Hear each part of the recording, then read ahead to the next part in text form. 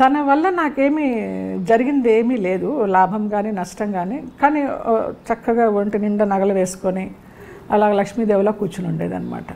కూర్చొని అన్నీ గైడ్ చేస్తూ ఉండేది. గైడ్, టీచర్, ఫిలాసఫర్, అందరి అమ్మలు, నా అమ్మే కాదు అందరి అమ్మలు అంతే. సో అందరి అమ్మలకు గురించి ఎంత చెప్పినా తక్కువే. నేను పెళ్లి చేసుకుని వెళ్ళిపోయినప్పుడు అమ్మ నాన్న నేను మళ్ళీ తిరిగి వచ్చేయాలని పూజలు చేశారు. మా బిడ్డ మాకు కావాలని. అది స్వార్థమా లేకపోతే ఇంకొకటా అనేది పక్కన పెడితే నిజంగా వాళ్ళ పూజలు ఫలించి నేను తిరిగి వచ్చేసాను. నేను 1 సంవత్సరం కూడా కాపురం చేయాల మలయాళం మా వారితోటి. 7 years లవ్. అప్పుడు కూడా చేసుకోవాలనే ఉద్దేశం లేదు, చూద్దామని అనుకున్నాను. ఇంకా లాస్ట్కి అతను చచ్చిపోతాను అది ఇది అనేసి అంటే అమ్మో నిజమే కాబోలు అనేసుకొని చేసేసుకున్నా. అమ్మ వాళ్ళు ఏదో నామకే వస్తే వచ్చినట్టు వచ్చి 2 అక్షంతలు వేసి భోజనం కూడా చేశారో లేదో తెలియదు. కేరళలో జరిగింది నాది, చోటానికరమ్మ, కొచ్చిన్లో. చాలా మహిమగల అమ్మ. మరి ఆవిడకి నచ్చలేదు. 1 సంవత్సరం తిరగకుండానే విడిపోయాం. అలా వాళ్ళు కూడా పూజలు చేశారట, చెప్పారు వచ్చాక, మా పూజలు ఫలించాయి నువ్వు తిరిగి వచ్చావని.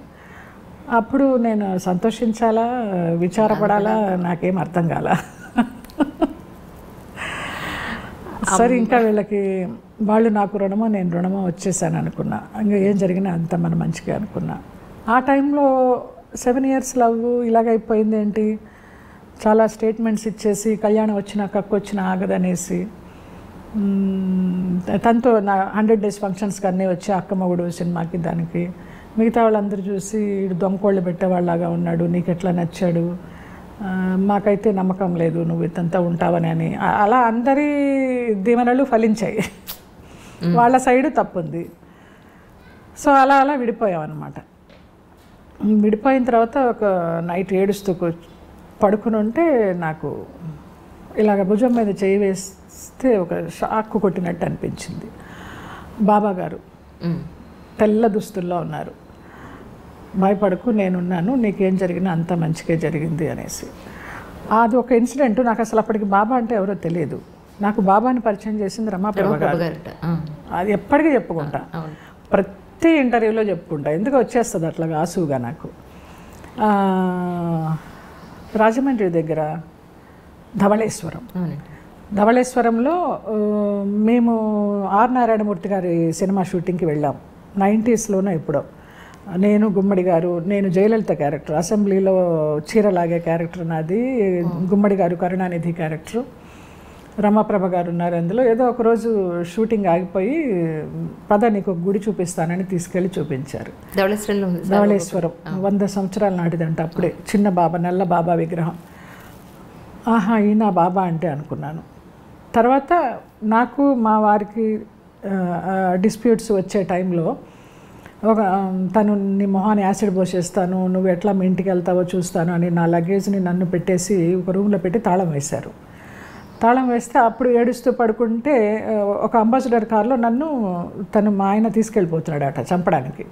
అప్పుడు ఆరెంజ్ కలర్ దుస్తుల్లో కాషాయ వస్త్రంలో నిలువెత్తు బాబా ఆ అంబాసిడర్ కార్ని ఇట్లా ఒక చేత్తో ఆపి డోర్ తీసి నన్ను తీసుకొని గబగబా వెళ్ళిపోయారు. కట్ చేస్తే మర్నాడు మార్నింగ్ పుట్టింటికి వచ్చేసా. పరచూరు గోపాలకృష్ణ గారు, చలపతిరావు గారు వీళ్ళందరూ సహాయం చేసి అక్కడ విరుగంబాకం పోలీస్ స్టేషన్లో పోలీసులను పంపించి ఆ అమ్మాయి ఇలాగా అపాయకరంగా ఉంది, మీరు వెళ్ళి ఇది చేయాలంటే అట్లా బయటకు వచ్చా. అట్లా 2 సార్లు బాబా కనిపించారు నాకు. బాబా అంటే ఎవరో తెలియదు, నమ్మకం లేనప్పుడు. ఇంకా ఇప్పటిదాకా ఈ రోజు దాకా ఆ బాబానే నాకు జీవితం అయిపోయారు. తుమ్మినా దగ్గినా బాబానే. ఏమైనా చేయాలంటే చిట్లు రాస్తా, ఆయన దగ్గర వేస్తా, చేయనా వద్దా, వెళ్ళనా వద్దా, ఏదొస్తే అది అనుసరిస్తా. అలాగైపోయింది ఆయన. ఆ తర్వాత ఎప్పుడు కనిపించలేదు నాకు కలలో ఆయన, ఎప్పుడు కనిపించలేదు. చాలాసార్లు షిర్డీ వెళ్ళాను, నుంచుంటాను, ఆయనతో చెప్పుకుంటాను, ఏదో ఏడుస్తాను, కానీ మళ్ళీ నాకు అట్లా కనిపించలేదు ఆయన, అంత నిదర్శనం చూపించలా. చాలామంది అంటారు పారాయణం చదివే వాళ్ళు నమ్మకం వచ్చాక ఇంకా కనిపించరు, నమ్మకం లేనప్పుడే కనిపిస్తారు అనేసి. అది నిజమే కాబోలనుకున్నా. అట్లా. సో అమ్మ గురించి నాకేం చెప్పాలి అసలు. ఆవిడ ఇలా ఉండాలి అలా ఉండాలని. లోయర్ మిడిల్ క్లాస్ మామూలుగానే పెరిగాము, ఏమి పెద్ద కోరికలు లేకుండా. అలాగనే సినిమాల్లోకి వచ్చిన తర్వాత కూడా నేను సంపాదిస్తూ ఉంటే, నేను ఏదైనా నగ కొనుక్కుంటే నాకు కూడా ఆ నగ కొనిపెట్టు, నేను ఏదైనా చీర కొనుక్కుంటే నాకు కూడా ఆ చీర కొనిపెట్టు అని అట్లా చిన్నపిల్లలాగా నాతోటి. అమ్మ సెకండ్ వైఫ్ నాన్నకి. సో ఫస్ట్ వైఫ్ లలిత అని, నేను పుట్టాక ఆవిడ పేరు నాకు పెట్టారు నాన్న, లలిత అని.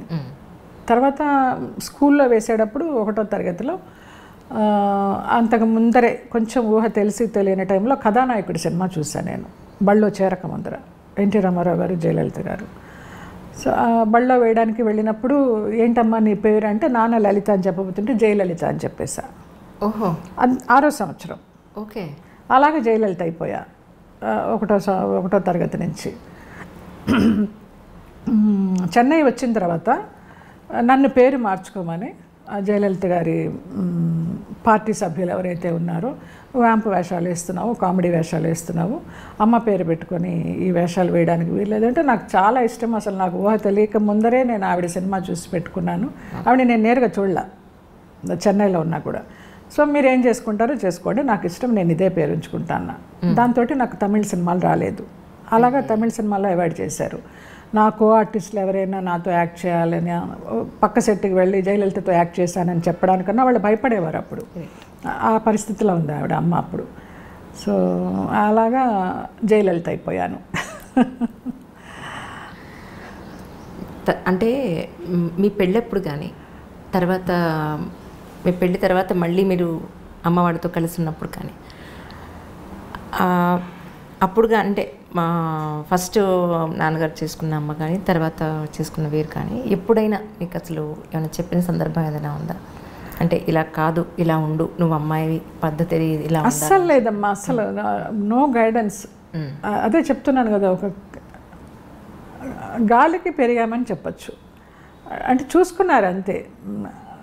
ఇక్కడ స్కూల్ ఇంటి దగ్గర తలదించుకొని రిక్షా ఎక్కామా, మళ్ళీ స్కూల్లో దిగామా, మళ్ళీ రిక్షా కరెక్ట్గా ఉంటుంది, మళ్ళీ ఆ రిక్షాలో ఎక్కామా వచ్చామా, అంతే తప్పించి. నాన్న నాదేశం పేపర్ రన్ చేసేవారు, 15 డేస్కి ఒకసారి వచ్చేది. మేమందరం కలిసి ఏదైనా సినిమాకి వెళితే ఫస్ట్ డే ఫస్ట్ షో చూడాలి సినిమాలు ఏవైనా. మధ్యలో ఎవరైనా వెనకాల నుంచి ఆకతాయి వాళ్ళు ఏమైనా ఇలా గోకినా, కాలు సీటు మీద పెట్టినా, మేము ఇట్లా వెనక్కి తిరిగి చూసామంటే ఈయనకి డౌట్ వచ్చేసేది. ఏమైందంటే ఇలాగ చేస్తున్నారంటే పదండి అని సొగం సినిమా నుంచి వెళ్ళిపోయేవాళ్ళం. అట్లా జరిగిన సందర్భాలు తప్పించి మమ్మల్ని మీరు ఇలా ఉండాలి ఇలా ఉండాలని రిస్ట్రిక్షన్తో పెంచింది కానీ, ఒక గైడెన్స్ ఇచ్చి పంపించింది కానీ, ఇదే చదవాలి, ఇది అవ్వాలి, ఇది అవ్వాలి అని చెప్పింది కానీ ఏమీ లేదు. ఒక్క మా నాన్నగారే నా విషయంలో నువ్వు డాన్సర్ అవ్వాలి, అది నా కోరిక అని చెప్పారు. ఆయన కోరిక తీరింది. కానీ యాక్టింగ్ సైడ్ వచ్చినప్పుడు కూడా అమ్మ వద్దు ఆడపిల్ల అనలేదు అసలు. ఏం మాట్లాడదు ఆవిడ. తన అమాయకత్వమా, లేకపోతే తెలియనితనమా, లేకపోతే ఆ భర్త అడుగుజాడల్లో నడవాలా, ఏమైనా అనుకోండి.